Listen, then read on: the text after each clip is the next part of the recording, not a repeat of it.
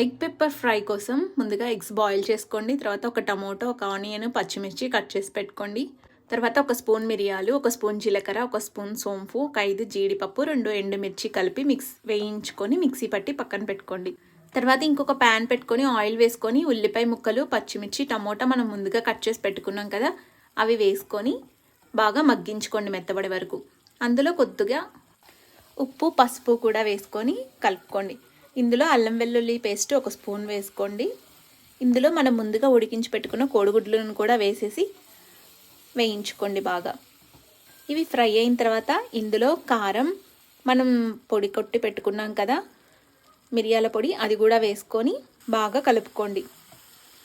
ఈ పొడంతా కూడా బాగా కలిసిపోయేలాగా ఒక 2 నిమిషాలలాగా వేయించుకోండి. తర్వాత కొత్తిమీర చల్లుకొని సర్వ్ చేసుకోండి. చాలా టేస్టీగా ఉంటుంది. తప్పకుండా ట్రై చేయండి. Thanks for watching.